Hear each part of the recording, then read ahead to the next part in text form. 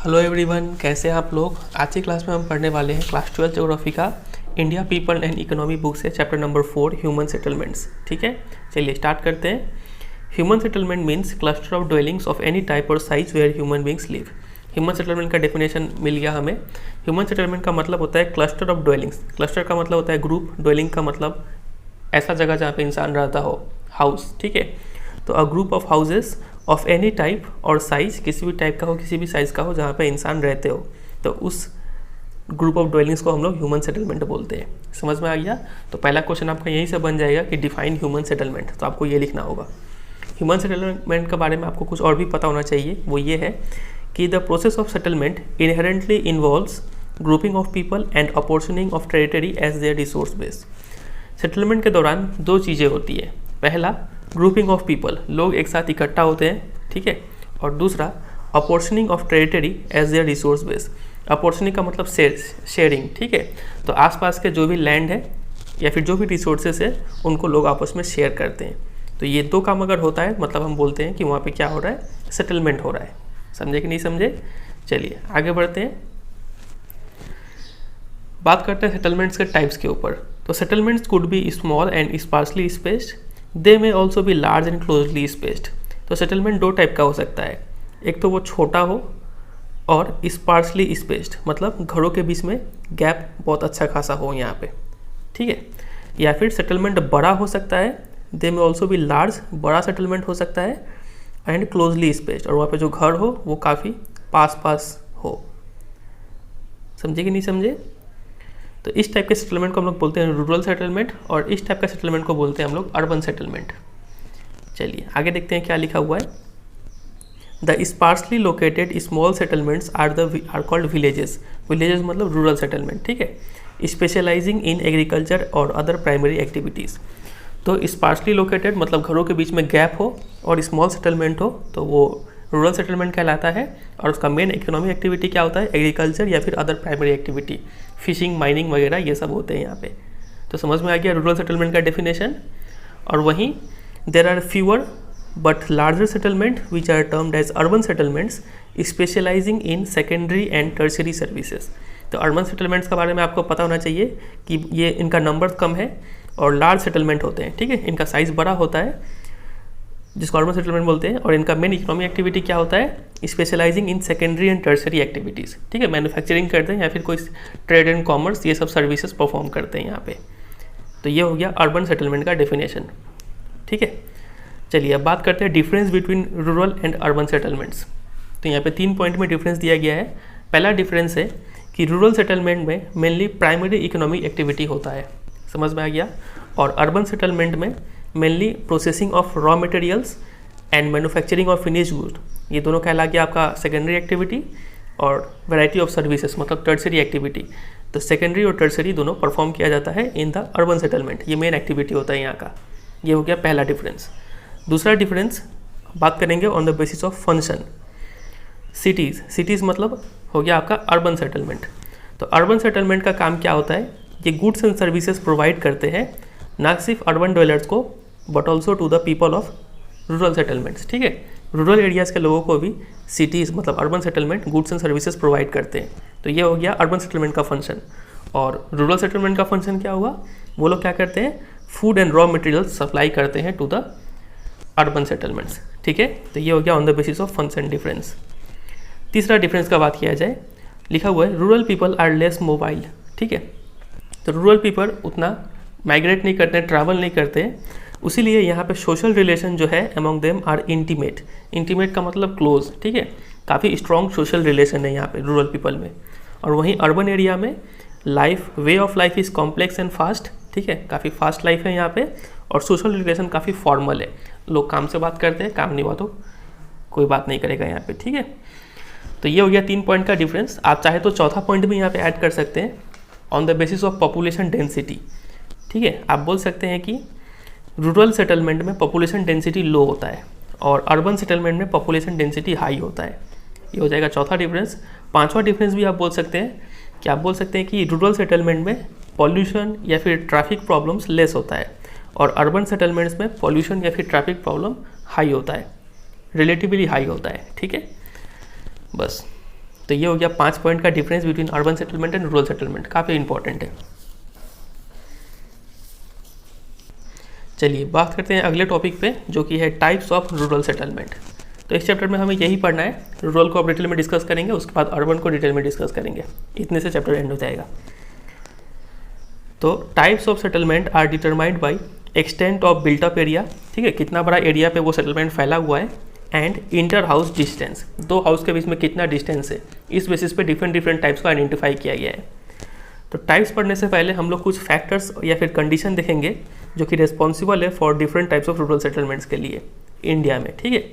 तो mainly 3 factor यहाँ पे दिया गया है। पहला है फिजिकल फैक्टर्स, दूसरा है कल्चरल एंड एथनिक फैक्टर्स, और तीसरा है सिक्योरिटी फैक्टर्स।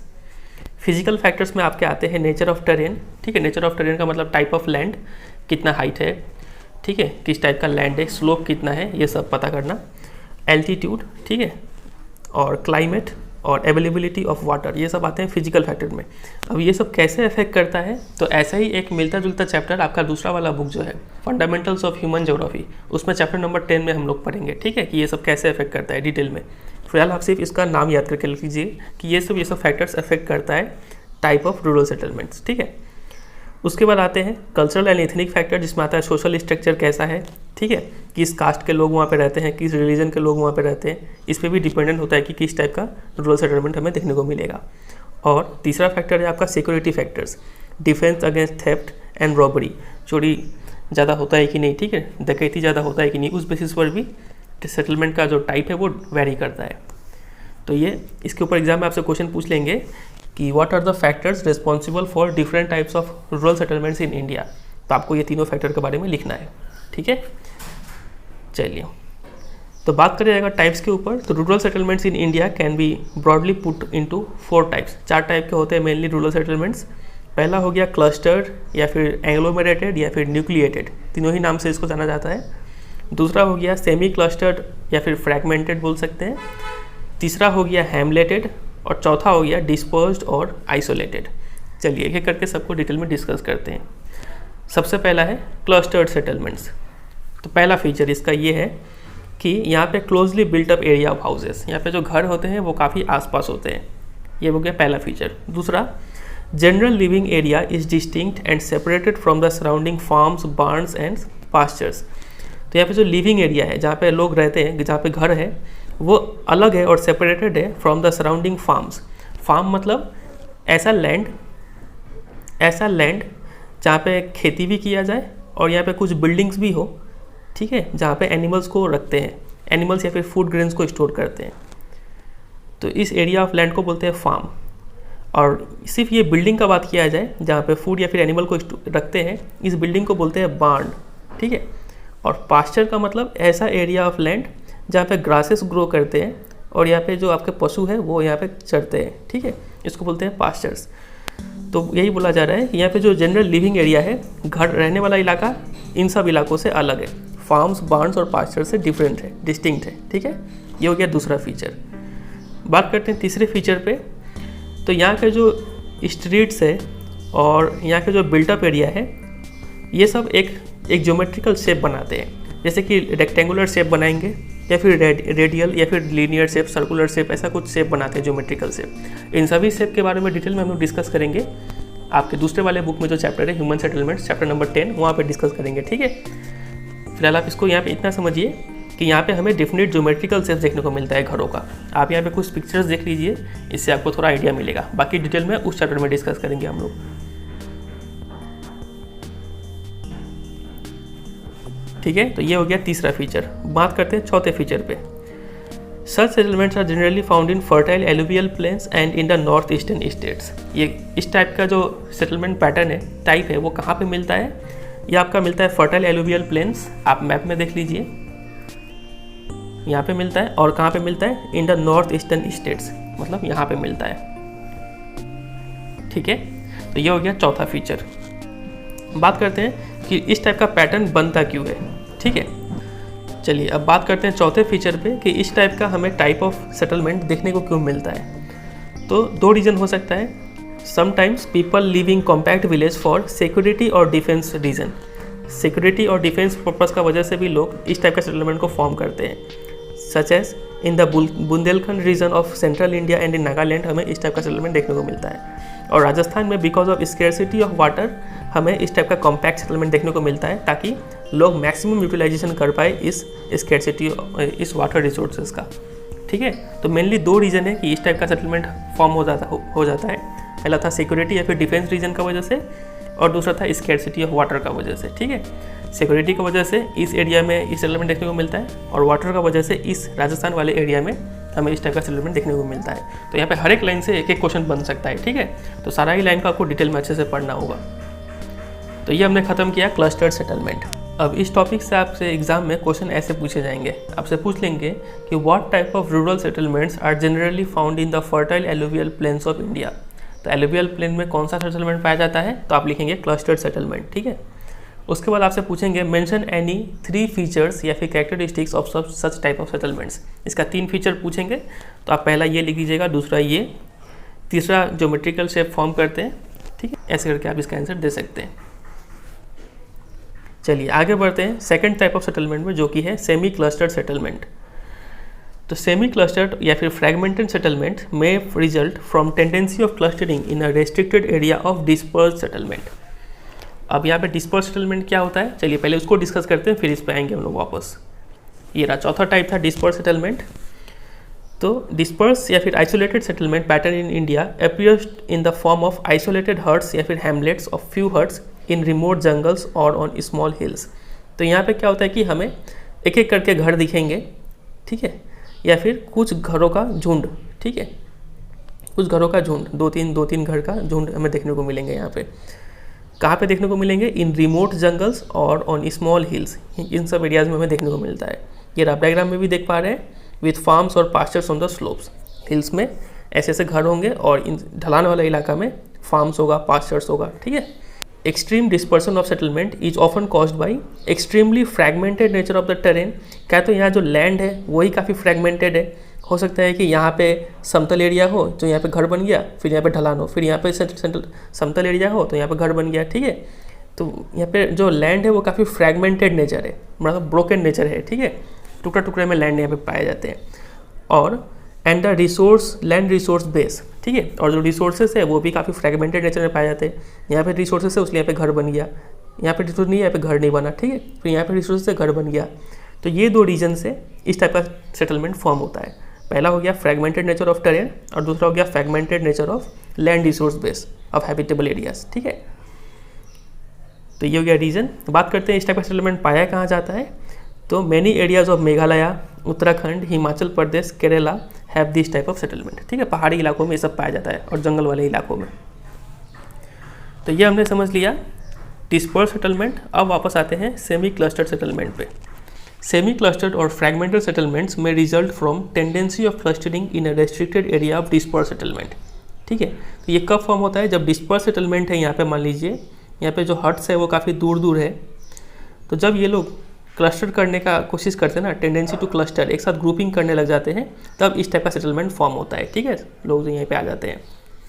और नाम से भी समझ में आ रहा है कि ये था क्लस्टर्ड और ये है सेमी क्लस्टर्ड। सेमी का मतलब हाफ। ठीक है, तो उससे थोड़ा कम क्लोज में घर रहते हैं यहाँ पे। ठीक है, थोड़ा दूरी दूरी में घर रहता है।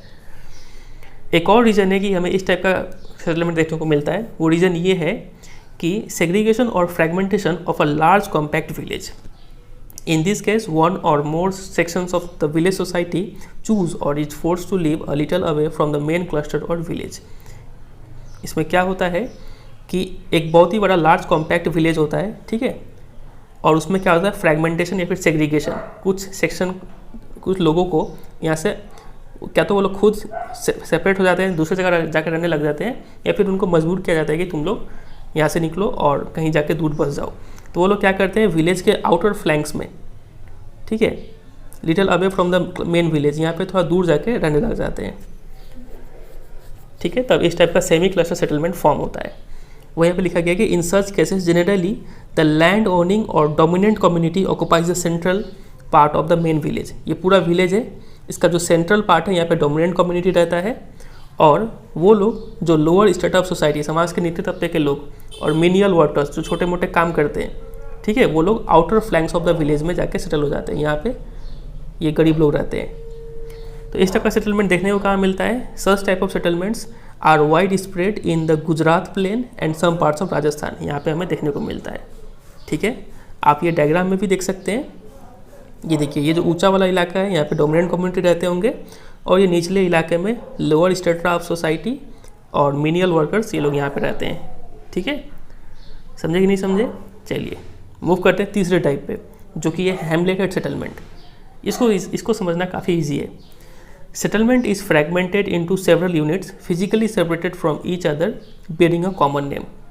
इसमें क्या होता है कि एक बहुत ही बड़ा सेटलमेंट होता है, और ये सेटलमेंट, ये मान लीजिए कुछ हट्स का ग्रुप है यहाँ पे, फिर यहाँ पे कुछ हट्स का ग्रुप है, कुछ हाउसेज हैं यहाँ पे, फिर कुछ हाउसेज यहाँ पे, तो ऐसे करके ये लोग सब सेपरेट हो जाते हैं। वही लिखा गया है यहाँ पे कि settlement is fragmented into several units physically separated from each other, सब आपस में सेपरेटेड है, each other bearing a common name, और ये सबका अपना अपना नाम होता है कुछ कुछ।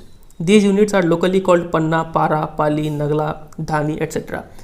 जैसे कि इन सबको अपना अपना नाम होता है, पारा बोल के बुलाते हैं, ये कोई पारा है, ये एक पारा है, लेकिन ये सब एज अ होल एक सेटलमेंट का हिस्सा है, जिसको बोलते हैं हैमलेटेड सेटलमेंट। ठीक है, in different various parts of the country. ठीक है, this segregation of large village is often motivated by social and ethnic factors. तो यहाँ पे लोग सेपरेट क्यों हो रहे हैं? क्योंकि mainly because of social and ethnic factors, caste के बेसिस पे, रिलीजन के बेसिस पे, कलर के बेसिस पे यहाँ पे लोग अलग अलग हो जाते हैं। ठीक है, such villages are more frequently found in the middle and lower Ganga plain, Chhattisgarh and lower valleys of the Himalayas. तो इन सब एरियाज़ में इस टाइप का सेटलमेंट हमें देखने को मिलता है। तो समझे चारों सेटलमेंट? तो चारों का फीचर अच्छे से याद कर लीजिएगा, एग्जाम में मेनली एक दूसरे का बीच में डिफरेंस पूछेंगे आपसे। ठीक है, और कौन सा सेटलमेंट कहाँ पे पाया जाता है, ये बहुत इंपॉर्टेंट है।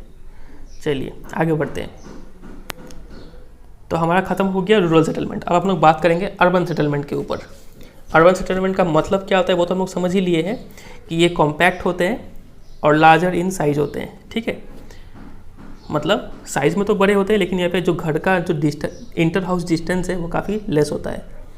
इसके अलावा यहाँ पे जो इकोनॉमिक एक्टिविटी है वो मेनली नॉन एग्रीकल्चरल और इकोनॉमिक एंड एडमिनिस्ट्रेटिव फंक्शन ये लोग परफॉर्म करते हैं, और सिटीज़ का फंक्शनली लिंक्ड होते हैं टू द रूरल एरियाज़। ठीक है, क्योंकि cities goods and services provide करते हैं, ना ही सिर्फ अर्बन ड्वेलर्स को बल्कि to the people of rural areas also. ठीक है, तो ये कुछ हो गया अर्बन सेटलमेंट्स के बारे में कुछ पॉइंट्स।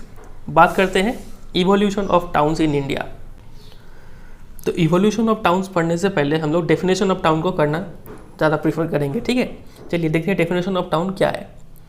तो इन 2001 जब सेंसस हुआ था तब टाउन्स को डिफाइन किया गया था। ठीक है, तो टाउन्स का डेफिनेशन ये रहा, देखिए। इन 2001 प्लेसेस वर डेजिग्नेटेड एज अर्बन और towns on the following principles. अगर नीचे दिया गया कुछ कंडीशन फुलफिल हो रहा है तो वो टाउन्स कहलाएगा। Number A, all places with municipality, corporation, cantonment board, sanitary board, notified area committee etcetera. अगर किसी भी प्लेस में ये सब चीज़ें अवेलेबल है तो वो क्या होगा? टाउन कहलाएगा। या और number B, all other places which satisfy the following criteria, या फिर अब ये 3 क्राइटेरिया हुआ तो भी वो टाउन होगा। Number 1, a minimum population of 5000 इतना होना चाहिए। Number 2, at least 75% of male working being engage in non agriculture and allied activity. 75% कम से कम पॉपुलेशन नॉन एग्रीकल्चर एक्टिविटी में इंगेज होने चाहिए। ठीक है, ये तो मेन पॉइंट है। और तीसरा हो गया density of population of at least 400% पर स्क्वायर किलोमीटर। 400% पर स्क्वायर किलोमीटर होना चाहिए डेंसिटी। ठीक है, इससे कम होगा तो काम नहीं चलेगा। तो अगर ये तीनों कंडीशन फुलफिल होता है तो भी वो टाउन होगा, नहीं तो पॉइंट नंबर ए भी फुलफिल होने से वो क्या कहलाएगा? टाउन कहलाएगा। ठीक है, तो ये था टाउन का डेफिनेशन एज पर 2001। अब बात करते हैं evolution of towns in India. India में टाउन का विकास कैसे कैसे हुआ है।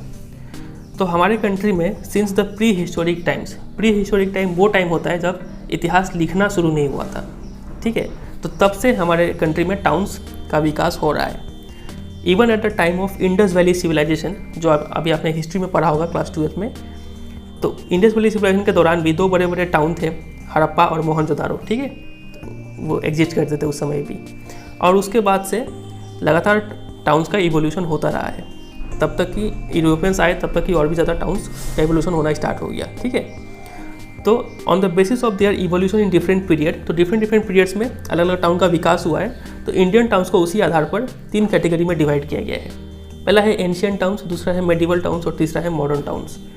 चलिए तीनों को डिटेल में डिस्कस करते हैं। सबसे पहला एंशिएंट टाउन्स। तो नाम से ही समझ में आ रहा है एंशिएंट टाउन्स मतलब ये एंशिएंट पीरियड में डेवलप हुए होंगे, मतलब ओवर 2000 ईयर्स बैक। इस समय के दौरान ये एंशिएंट टाउन्स डेवलप किए गए थे और ये उस time mainly as religious and cultural centre develop हुए थे। अब ये काफ़ी इंपॉर्टेंट लाइन है, ठीक है, religious and cultural centre. Exam में एक बार आपसे क्वेश्चन पूछ लिया गया था कि what factors help in the development of ancient towns in India, ऐसे क्वेश्चन पूछ लिए थे। तो आपको क्या लिखना होगा इसका जवाब, रिलीजियस एंड कल्चरल फैक्टर्स, ठीक है। इन दो वजह से एंशिएंट टाउन्स डेवलप हुए थे। तो पहला पॉइंट आपको याद रखना है कि वो 2000 ईयर्स अगो डेवलप हुए थे और इन दो रीजन से मेनली डेवलप हुए थे, रिलीजियस एंड कल्चरल रीजन। इससे एग्जाम्पल याद करना है बहुत इंपॉर्टेंट। पहला है वाराणसी, प्रयाग, इलाहाबाद, पाटलिपुत्र, पटना, मदुराई, ये सब कुछ इंपॉर्टेंट एंशिएंट टाउन्स है। एग्जाम में बहुत बार ये क्वेश्चन पूछा जा चुका है कि गिव 2 एग्जाम्पल या फिर 3 एग्जाम्पल्स ऑफ एंशिएंट टाउन्स, ठीक है। तो काफ़ी मतलब रट्टा लगाने वाला ये चैप्टर है, बहुत चीज़ इसमें रटना पड़ेगा आपको। तो चलिए दूसरे पे मूव करते हैं जो कि है medieval towns. About 100 of the existing towns have their roots in the medieval period. आज लगभग 100 ऐसे टाउन्स हैं जो मेडिवल पीरियड में डेवलप किए गए थे और ये मेनली वहाँ पे डेवलप किए हुए थे। ये यूज़ किए जाते थे as the head quarter of principalities and kingdoms. राजाओं महाराजाओं के ये हेड क्वार्टर हुआ करते थे इन सब टाउन्स में, ठीक है। तो इसका रीज़न ये रहा, यहाँ पे जो एंशिएंट टाउन्स डेवलप करने का reason religious and cultural reason था और मेडिवल टाउन्स डेवलप करने का रीज़न ये था कि ये टाउन्स यूज़ किए जाते थे as head quarters of principalities and kingdoms, ठीक है। और ये टाउन्स मेनली फोर्ट टाउन्स हुआ करते थे। मतलब मान लीजिए ये कोई टाउन है, इसके चारों तरफ वॉल बनाया जाता था, इसको बोलते हैं फोर्ट टाउन्स, ठीक है। और कुछ एग्जांपल्स इसके हो गए दिल्ली, हैदराबाद, जयपुर, लखनऊ, आगरा एंड नागपुर। ये सब ऐसे टाउन्स हैं जो मेडिवल पीरियड में डेवलप किए गए थे। चलिए बात करते हैं अगले टाउन पे जो कि है मॉडर्न टाउन्स। तो ये towns British and other European द्वारा डेवलप किए गए थे। ये लोग पहले मेनली आए थे एज अ ट्रेडर ना, इंडिया में आए थे एज अ ट्रेड करने के लिए। तो उन्होंने कोस्टल लोकेशंस में ट्रेडिंग पोर्ट्स के रूप में इन सब टाउन्स को डेवलप किया। सूरत, दमन, गोवा, पुडुचेरी, पौंडीचेरी, ठीक है, इन सब टाउन्स को डेवलप किया। उसके बाद उन्होंने प्रिंसिपल नोट्स जो थे, मुंबई हो गया, चेन्नई हो गया, कोलकाता हो गया, वहाँ पे उन्होंने तेज़ी से डेवलप करना स्टार्ट कर दिया इन सब टाउन को, ठीक है, वो भी इन द ब्रिटिश स्टाइल में। और फिर वो लोग इन सब प्रिंसली स्टेट्स को यूज़ करने लग गए एज देयर एडमिनिस्ट्रेटिव सेंटर्स। फिर वहाँ पे समर रिजॉर्ट बनाने लग गए, ठीक है। तो ऐसे करके वो लोग यूज़ करने लगे, मिलिट्री एरियाज़ के रूप में यूज़ करने लग गए। तो इतना कुछ बात आपको पता होना चाहिए। उसके बाद कुछ ऐसे भी टाउन्स है जो मॉडर्न इंडस्ट्री पे बेस्ड थे और वो डेवलप हुए आफ्टर 1850। उसमें से एक टाउन का एग्जाम्पल है जमशेदपुर। ये क्वेश्चन आपके एग्जाम में पूछा जा चुका है, ठीक है। आपसे पूछ लेंगे कि ऐसे एक टाउन का एग्जाम्पल दीजिए जो बेस्ड ऑन मॉडर्न इंडस्ट्रीज हो, तो आपको लिखना होगा जमशेदपुर, ठीक है। आफ्टर इंडिपेंडेंस कई सारे टाउन्स इवॉल्व हुए जो यूज़ करने जाने लगे as a administrative headquarters. Example हो गया चंडीगढ़, भुवनेश्वर, गांधीनगर, दिसपुर एट्सेट्रा। तो ये सब ऐसे टाउन्स हैं जहाँ पे मेनली बहुत सारे ऑर्गेनाइजेशन के हेड क्वार्टर हैं यहाँ पे, ठीक है। और इंडस्ट्रियल सेंटर्स के रूप में भी कई सारे टाउन्स डेवलप हुए। वो ही आपका Durgapur, Bhilai, Sindri, Barauni etcetera. Some old towns also developed as satellite towns around metropolitan cities such as Ghaziabad, Rohtak, Gurugram around Delhi, ठीक है। सैटेलाइट टाउन्स वो टाउन्स होते हैं जो, ये हो गया मेन मेट्रोपॉलिटन सिटी और इसके आसपास जो टाउन्स डेवलप होते हैं, ठीक है, उन सब टाउन को बोलते हैं सैटेलाइट टाउन, ठीक है। तो दिल्ली के आसपास जैसे कि गाजियाबाद, रोहतक, गुरुग्राम, ये सब सैटेलाइट टाउन्स डेवलप हुए हैं। तो इन सब का एग्जाम्पल आपको याद रखना है कि एडमिनिस्ट्रेटिव हेडक्वार्टर वाला टाउन कौन सा है, ये रहा। फिर इंडस्ट्रियल सेंटर टाउन कौन से हैं, ये 3 एग्जाम्पल। फिर सैटेलाइट टाउन्स के एग्जाम्पल ये 3। तो काफ़ी आपको यहाँ पर रट्टा लगाना पड़ेगा। चलिए तो हमने ये टॉपिक को ख़त्म किया। अब बात करते हैं कि इसके ऊपर क्वेश्चंस कैसे कैसे पूछे जाएंगे। सबसे पहला क्वेश्चन जो इसके ऊपर पूछे जाते हैं वो ये है कि number 1, explain the evolution of town in India. आपसे पूछेंगे कि एक्सप्लेन करने के लिए evolution of towns in India. तो आपको ये सब कुछ बेसिक इंट्रोडक्शन देना होगा कि प्री हिस्टोरिक टाइम से हमारे कंट्री में टाउन्स है और टाउन्स का क्लासिफिकेशन भी करना है। एंशिएंट, मेडिवल, मॉडर्न के बारे में आपको लिखना होगा, ठीक है। दूसरा क्वेश्चन आपसे पूछेंगे कि give any 2 examples of ancient towns. तो एंशिएंट टाउन्स का 2 एग्जाम्पल कुछ यहाँ पे दे सकते हैं आप, प्रयाग, पाटलिपुत्र, मदुराई, वाराणसी एट्सेट्रा। ऐसे आपको सबका एग्जाम्पल याद करके रखना है। अगला क्वेश्चन आपसे पूछेंगे कि explain how modern towns developed in India. तो मॉडर्न टाउन्स के बारे में डिटेल में आपको लिखना होगा। ये सब जो अंडरलाइन किया गया है वो सब मेन पॉइंट है। चलिए आगे बढ़ते हैं। अगला टॉपिक है हमारा urbanisation in India. The level of urbanisation is measured in terms of percentage of urban population to total population. ये काफ़ी इंपॉर्टेंट लाइन है। कितना कंट्री में अर्बनाइजेशन कितना हुआ है, इसको मेजर कैसे करेंगे? हम लोग देखेंगे कि टोटल पॉपुलेशन का कितना परसेंटेज अर्बन एरियाज में रहते हैं, ठीक है, तो उतना परसेंटेज ही कहलाएगा अर्बनाइजेशन। फॉर एग्जांपल, अगर मान लीजिए टोटल पॉपुलेशन 100 है और उसमें से 30 लोग अर्बन एरिया में रहते हैं, तो हम लोग बोलेंगे कि उस कंट्री में लेवल ऑफ अर्बनाइजेशन कितना है, 30% है, ठीक है। The level of urbanisation in India in 2011 was 31.16%। अब ये फिर एक आ गया याद करने वाला बात कि 2011 के सेंसस के अकॉर्डिंग 31.16% है इंडिया का level of urbanisation. Very important. और अगले साल जब सेंसस हो जाएगा 2021 में, तब ये परसेंटेज फिर चेंज हो जाएगा और छोड़िए तब का तब देखा जाएगा। अभी आप ये इसको याद करके चलिए। The total urban population has increased 11-fold during the 20th century. तो अगर आप इस टेबल को देखें यहाँ पे, ये देखिए 1901 से लेके 2001 तक, ये पूरा है 20th सेंचुरी। तो यहाँ से लेके यहाँ तक जो है ना पॉपुलेशन, वो 11 गुना इंक्रीज हो चुका है। मतलब आप इस पॉपुलेशन को अगर इंटू 11 करेंगे ना, तो आपको अप्रॉक्स ये डेटा मिलेगा, ठीक है, 284 के आसपास मिलेगा। तो वही यहाँ पे बोला गया कि 20th सेंचुरी में अर्बन पॉपुलेशन 11 गुना बढ़ चुका है। और बढ़ने का रीज़न क्या है? इनलार्जमेंट ऑफ अर्बन सेंटर, जो पहले से अर्बन एरियाज थे उनका साइज इंक्रीज हो गया। एंड दूसरा रीज़न है emergence of new towns have played a significant role in the growth of urban population and urbanisation in the country. तो दो रीजन का वजह से इंडिया में अर्बनाइजेशन इतना इंक्रीज हुआ। पहला तो इनलार्जमेंट ऑफ अर्बन सेंटर, जो कि हमने समझ लिया, और दूसरा है इमर्जेंस ऑफ न्यू टाउन्स, नए नए टाउन भी बन के उभरे हैं, ठीक है। तो ये दो बात आपको पता होना चाहिए। But the growth rate of urbanisation has slowed down during the last 2 decades। पिछले के 2 दशकों में ग्रोथ रेट थोड़ा स्लो डाउन किया है। ये देखिए पहले तो 46% था, इस रेट से ग्रो कर रहा था, लेकिन अब देखिए ग्रोथ रेट डिक्लाइन किया 36 पे, फिर डिक्लाइन किया 31 पे, फिर और डिक्लाइन किया 31.08 पे, ठीक है। तो लास्ट 2 decades में इसमें और इसमें अर्बनाइजेशन का जो ग्रोथ रेट है वो रिड्यूस किया है, ठीक है। चलिए, तो इसके ऊपर अगर शॉर्ट नोट लिखने को आता है तो आप ये सब पॉइंट मेंशन कीजिएगा। लेवल ऑफ अर्बनाइजेशन को मेजर कैसे करते हैं, इंडिया में कितना है, कितना इंक्रीज़ किया, क्यों इंक्रीज़ किया, और फिलहाल कुछ ट्रेंड क्या रहा है, ये सब बात। चलिए बात करते हैं अगले टॉपिक पे, जो कि है क्लासिफिकेशन ऑफ टाउन्स।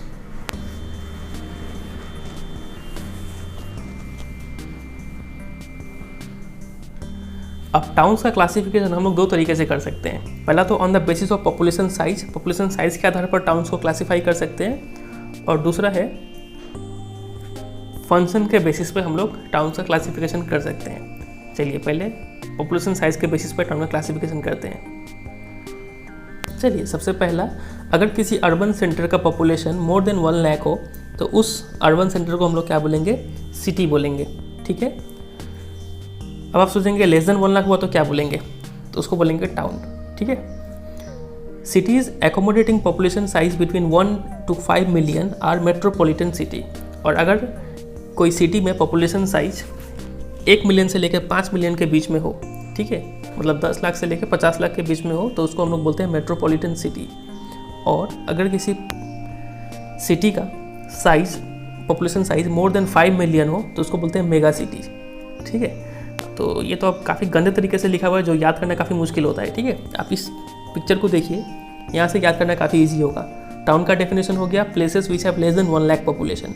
सिटी का हो गया urban areas having population between 1 lakh to 1 million, ठीक है। और मेट्रोपॉलिटन सिटी का हो गया cities having population between 1 million to 5 million. Mega cities हो गया cities having more than 5 million population. कितने अच्छे तरीके से लिखा हुआ है ये, तो आप इसको प्रिपेयर कर लीजिए, इसका स्क्रीनशॉट ले लीजिए आप, तो ईजी होगा आपके लिए। अब देखिए, चलिए अब आगे बढ़ते हैं। Majority of metropolitan and mega cities are urban agglomeration. तो ज़्यादातर जो मेट्रोपॉलिटन सिटीज़ और मेगा सिटीज़ है वो सब अर्बन एग्लोमरेशन बनाते हैं। अब आप सोच रहे होंगे कि अर्बन एग्लोमरेशन क्या होता है, तो इसको यहाँ पे लिखा गया है, एन अर्बन एग्लोमरेशन में consist of any one of the following 3 combinations. अगर नीचे दिया गया 3 कॉम्बिनेशन में से कोई भी कॉम्बिनेशन फुलफिल होता है तो वो अर्बन एग्लोमरेशन कहलाएगा। Number 1, a town and it's adjoining urban outgrowth. एक टाउन हो और उसके साथ साथ एक अर्बन आउटग्रोथ, ठीक है। अब अर्बन आउटग्रोथ क्या होता है? अर्बन आउटग्रोथ का एग्जांपल हो गया university campus, cantonment area, port area जैसे कि एयरपोर्ट हो गया, सी पोर्ट हो गया, रेलवे कॉलोनी, ये सबको बोलते हैं अर्बन आउटग्रोथ, ठीक है। तो अगर कोई टाउन है और उसके साथ साथ अर्बन आउटग्रोथ है तो वो टाउन और अर्बन आउटग्रोथ दोनों को मिला के हम लोग बोलेंगे अर्बन एग्लोमरेशन है वो एक चीज़, ठीक है।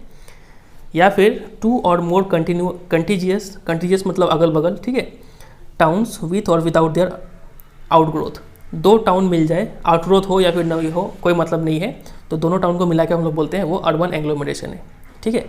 या फिर तीसरा क्राइटेरिया है अ सिटी एंड 1 और more adjoining town with their outgrowth together forming a continuous spread. एक सिटी होना चाहिए और एक या फिर एक से ज़्यादा टाउन होना चाहिए और टाउन के साथ साथ उसका आउटग्रोथ, ठीक है, तब वो क्या कहलाएगा? अर्बन एग्लोमरेशन कहलाएगा। समझे कि नहीं समझे? तो बस आपको ये रट्टा लगा लेना है कि 3 कंडीशन में अर्बन एग्लोमरेशन फॉर्म होता है। चलिए आगे बढ़ते हैं। अब ये बात किया जाए टेबल 4.2 के बारे में। तो इंडिया में जो 2011 का जो सेंसस हुआ था उसमें इंडियन के सिटीज़ जो थे उनको 6 क्लास में डिवाइड किया गया, क्लास 1, 2, 3, 4, 5, 6। अब इसके बारे में कुछ हमें फैक्ट्स पता होना चाहिए। सबसे पहला, more than 60% of urban population in India lives in class 1 town. तो आप देखेंगे ये रहा 60.45%, 60% से भी ज़्यादा पॉपुलेशन सिर्फ क्लास 1 टाउन में ही पाए जाते हैं। समझे कि नहीं समझे? मतलब अगर इंडिया में 100 लोग अगर अर्बन एरिया में रहते हैं तो उसमें से 60 से ज़्यादा लोग तो क्लास 1 सिटी में ही रहते हैं, ठीक है, इसका मतलब ये है। दूसरा, आउट ऑफ 468 सिटीज़ 53 सिटीज़ या फिर urban agglomeration are metropolitan city. तो आप देखेंगे कि क्लास 1 जो सिटी है उसमें नंबर ऑफ सिटीज़ कितने हैं? 468, ठीक है। तो इन 468 सिटीज़ में से 53 सिटीज़ या फिर अर्बन एग्लोमरेशन ऐसे है जो मेट्रोपॉलिटन सिटी है, ठीक है, ये दूसरा बात आपको पता होना चाहिए। और 6 of them are mega cities, और ये 468 में से 6 सिटी ऐसे हैं जो मेगा सिटी है, ठीक है। नंबर ऑफ मेट्रोपॉलिटन और मेगा सिटी आपको पता होना चाहिए। चलिए अब आगे बढ़ते हैं। और जितने भी अर्बन एग्लोमरेशन है उसमें से जो ग्रेटर मुंबई है उसका साइज सबसे बड़ा है, वो लार्जेस्ट अर्बन एग्लोमरेशन है, ठीक है। और ये ग्रेटर मुंबई के बारे में मैंने आपको एक और बात बताया था माइग्रेशन वाले चैप्टर में, ठीक है, कि ये ग्रेटर मुंबई एक ऐसा अर्बन एग्लोमरेशन है जहाँ पर सबसे ज़्यादा लोग माइग्रेट करते हैं, ठीक है, इन माइग्रेंट सबसे ज़्यादा होते हैं यहाँ पे। चलिए ये हो गया classification on the basis of population size. अब बात करते हैं classification of town on the basis of function. तो many towns and cities perform specialise services. कई सारे ऐसे भी टाउन्स हैं जो उनका फंक्शन एक स्पेसिफिक फंक्शन वो परफॉर्म करते हैं, तो उसके बेसिस पे ये रहा डिफरेंट टाउन्स। पहला आपका हो गया एडमिनिस्ट्रेटिव टाउन्स या फिर सिटीज़। नाम से समझ में आ रहा है कि ऐसे टाउन्स में क्या होता है, एडमिनिस्ट्रेटिव हेडक्वार्टर्स होते हैं, ठीक है, of higher order are administrative towns, ठीक है। इसका एग्जांपल्स हो गया चंडीगढ़, न्यू दिल्ली, भोपाल, शिलोंग, गुवाहाटी, इम्फाल, श्रीनगर, गांधीनगर, जयपुर, चेन्नई एट्सेट्रा। तो ये सब आपको फिर से याद करना पड़ेगा। तो इसको आप क्या कीजिएगा, कोई एक पेज में अच्छे से ब्लू ब्लैक रेड कलर का पेन से यूज़ करके अच्छे से इसका नोट्स बनाइए, ठीक है, जो आपको रट्टा मारना है टाउन्स का मेनली, ठीक है। एडमिनिस्ट्रेटिव टाउन लिखिए, इसका एग्जाम्पल लिखिए, इंडस्ट्रियल टाउन इसका एग्जाम्पल, और अच्छे से लिख के एक वॉल में चिपका दीजिए और रोज़ इसको रिवाइज करते जाइए, तो आपको याद होगा। एक बार बैठेंगे याद करने तो काफ़ी मुश्किल होगा। दूसरा है इंडस्ट्रियल टाउन। तो इंडस्ट्रियल टाउन्स में मेनली इंडस्ट्रीज लोकेटेड होते हैं। एग्जांपल हो गया मुंबई, सलेम, कोयम्बटूर, मोदीनगर, जमशेदपुर, हुगली, भिलाई एट्सेट्रा। उसके बाद आते हैं आपके ट्रांसपोर्ट सिटीज़, जहाँ पे मेनली एक्सपोर्ट इंपोर्ट एक्टिविटी किया जाता है। एग्जांपल ये सब रहा, आपको याद कर लेना है, कुछ है नहीं समझाने को। कमर्शियल टाउन वो टाउन होते हैं जहाँ पे ट्रेड एंड कॉमर्स ज़्यादा होता हो। एग्जांपल तो कोलकाता सबसे पहले आता है यहाँ पे, सहारनपुर, सटना एट्सेट्रा, ठीक है। फिर माइनिंग टाउन्स जहाँ पे मेनली जो मिनरल रिच हो, मिनरल्स जहाँ पे पाए जाते हो। एग्जांपल हो गया झाड़िया, डिगबोई, अंकलेश्वर एट्सेट्रा। फिर गैरिसन कैंटनमेंट टाउन्स, ये वो टाउन होते हैं जहाँ जिसके आसपास मिलिट्री बेस लोकेटेड हो, यहाँ पे ट्रूप्स लोकेटेड रहते हैं, ठीक है। तो इसके एग्जांपल्स हो गए अम्बाला, जालंधर, माओ, बबीना, उधमपुर एट्सेट्रा, ठीक है। इस टेबल पाएंगे, उससे पहले इसको टाइप खत्म किया जाए। फिर एजुकेशनल टाउन्स, एजुकेशनल सेंटर है बहुत सारे, जैसे कि हो गया आपका रुड़की, वाराणसी, अलीगढ़, पिलानी, इलाहाबाद एट्सेट्रा। और रिलीजियस कल्चरल टाउन्स, वाराणसी हो गया, मथुरा, अमृतसर। एग्जाम्पल्स याद करना है आपको, टूरिस्ट टाउन्स ये सब हो गए आपके। और ऐसा नहीं है कि ये सब सिटीज़ सिर्फ एक ही फंक्शन परफॉर्म करते हैं, बहुत सारे ऐसे भी सिटी है जो मल्टी फंक्शनल होते हैं, ठीक है। और ये सिटीज़ का वक्त के साथ साथ फंक्शन भी चेंज होते रहता है, तो ये बात भी आपको पता होना चाहिए। और यहाँ पे आपको एक छोटा सा बॉक्स में स्मार्ट सिटीज़ मिशन के बारे में बताया गया है तो फिर से वही बात, एग्जाम में इसके ऊपर क्वेश्चन तो नहीं आएगा, लेकिन इसको आप पढ़िएगा जरूर, क्योंकि आपको इंग्लिश में आर्टिकल राइटिंग में हेल्प कर देगा, ठीक है। खासकर से इसका ऑब्जेक्टिव्स याद कर लीजिएगा आपको। चलिए उसके बाद इस टेबल को डिस्कस करते हैं। अच्छा, उससे पहले एक बात और था जो ऊपर वाले टेबल में बताना भूल गए थे। वो बात ये है कि आपसे एग्जाम में ऐसे क्वेश्चन पूछेंगे कि which class of cities has the largest number of towns and cities in India. सबसे ज़्यादा कौन से क्लास में नंबर ऑफ सिटीज़ हाईएस्ट है। तो आप देख रहे हैं कि क्लास 5 जो सिटी है वहाँ पर सबसे ज़्यादा नंबर ऑफ सिटीज़ है, ठीक है, 1749। तो ये आपको याद रखना होगा, क्लास 5, ठीक है। चलिए इस डेटा के ऊपर बात किया जाए तो यहाँ पे कुछ अर्बन एग्लोमरेशन दिया गया है और उसका पॉपुलेशन साइज़ यहाँ पे दिया गया है। तो यहाँ कितने अर्बन एग्लोमरेशन है, 53। तो ये टोटल 53 का 53 आपको याद नहीं करना है, ठीक है। इसमें से सिर्फ आपको 4 याद करना है जो मेन है, जहाँ पे 10 मिलियन से ज़्यादा पॉपुलेशन है, ठीक है। और इस डेटा को ऐसे पढ़िएगा कि 3 डिजिट होता है ना, और यहाँ पे 3 डिजिट, और यहाँ पे जो भी होगा वो मिलियन कहलाएगा। अगर यहाँ पे 1 है तो 1 मिलियन है, ये 10 है तो ये 10 मिलियन है, ठीक है। फॉर एग्जांपल अब अगर आपसे कोई पूछे कि ये कितना है, आप यहाँ पे बोलेंगे 16 मिलियन है ये, ठीक है। ये कितना है, 14 और कुछ मिलियन है, ठीक है। चलिए तो यहाँ पे कुछ अर्बन एग्लोमरेशन का नाम आपको पता होना चाहिए, वो भी इन द ऑर्डर। जैसे कि सबसे पहला है ग्रेटर मुंबई, जहाँ पे मैक्सिमम अर्बन पॉपुलेशन है। उसके बाद आपका आता है दिल्ली, उसके बाद आपका आता है कोलकाता, और उसके बाद है चेन्नई, ठीक है। ये चारों ऑर्डर में आप याद करके रखिएगा। हो सकता है आपके पास पुराना बुक हो तो आपका डेटा डिफर करे, लेकिन आपको ये वाला लेटेस्ट डाटा आपको याद करना है, ठीक है। ग्रेटर मुंबई, उसके बाद आपका आता है दिल्ली, कोलकाता, फिर चेन्नई, बस इतना याद होना चाहिए। और ये नंबर याद करने का जरूरत नहीं है यहाँ पे।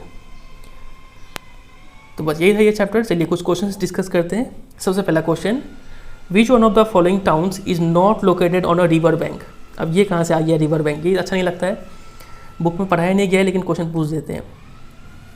तो इसका आंसर होगा भोपाल, आप याद करके रख लीजिए, ठीक है। नेक्स्ट क्वेश्चन है, which one of the following is not the part of a definition of town as per census of India. तो टाउन का डेफिनेशन कौन सा नहीं है। अब ये भी तो बुक में बताया नहीं गया था, वो तो अच्छा हुआ कि मैंने आपको वीडियो में पढ़ा दिया, ठीक है। उसके बेसिस पे आप ये आंसर दे सकते हैं। पॉपुलेशन डेंसिटी 400 पर्सन पर स्क्वायर किलोमीटर, ये होना चाहिए, चलिए ये तो है। प्रेजेंस ऑफ म्यूनसिपैलिटी कॉर्पोरेशन, ये सब होना चाहिए। More than 75% of population engage in primary sector, अब ये गलत हो गया, ये टाउन का डेफिनेशन नहीं है। Engage in non primary sector होना चाहिए था, या फिर नॉन एग्रीकल्चर सेक्टर होना चाहिए था, ठीक है। और population size of more than 5000, ये तो है। तो नंबर सी हो जाएगा इसका आंसर। क्वेश्चन नंबर 4 पे आते हैं, which one of the following environments does not expect the presence of dispersed rural settlement.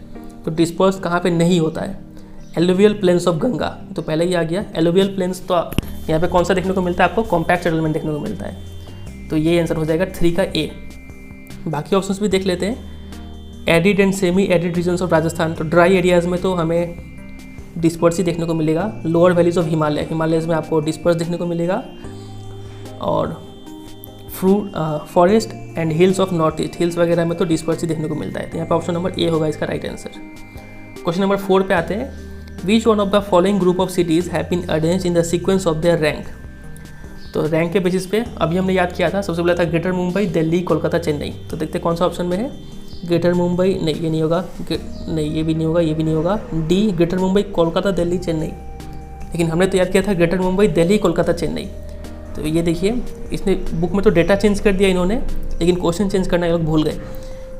यहाँ पे इसका सही ऑप्शन होना चाहिए था ग्रेटर मुंबई, फिर आना चाहिए था दिल्ली, फिर आना चाहिए था कोलकाता, और फिर चेन्नई, ठीक है। ऑप्शन नंबर डी होता राइट आंसर। और वीडियो को एंड करने से पहले एक मैप पॉइंटिंग है जो आपके सिलेबस में मेंशन है। आपके सिलेबस में लिखा हुआ है कि any city with more than 10 million population, तो वो सब सिटी जहाँ पे 10 मिलियन से ज़्यादा पॉपुलेशन है उनको उसका मैप पॉइंटिंग करना है। देखिए, तो 4 सिटी का नाम आपको याद रखना है, ग्रेटर मुंबई, दिल्ली, कोलकाता, चेन्नई, बेंगलोर, ठीक है। तो ये 5 का आप मैप में प्रैक्टिस कर लीजिएगा कि 5 का लोकेशन कहाँ कहाँ पे है। तो ये आपको मैप पॉइंटिंग तैयार करना है बस। तो बस यही है ये चैप्टर। उम्मीद करते हैं आपको समझ में आया होगा। और इसके बेसिस पे, ये जो अर्बन सेटलमेंट के बेसिस पे एक और चैप्टर हम पढ़ेंगे दूसरे वाले बुक में, चैप्टर नंबर 10 में, ठीक है, फंडामेंटल्स ऑफ ह्यूमन ज्योग्राफी में। तो बहुत सारा चीज़ हमें उसमें भी देखने को मिलेगा। तो अभी अगर आप कुछ क्वेश्चंस देख रहे हैं और जब चैप्टर पढ़ने के बाद जब आप आंसर नहीं कर पा रहे तो घबराइएगा मत, जब वो चैप्टर पढ़ लेंगे तो हम सब आंसर कर पाएंगे, ठीक है। चलिए फिर वीडियो को एंड करते हैं। वीडियो अच्छा लगा तो वीडियो को जरूर एक लाइक कीजिए, और कोई भी डाउट रह गया हो तो बेझिझक कमेंट सेक्शन में पूछिए, ठीक है। और वीडियो को दोस्तों के साथ भी शेयर कीजिए। बस तो चलिए मिलते हैं बोलते अगले चैप्टर के साथ। तब तक के लिए goodbye and take care.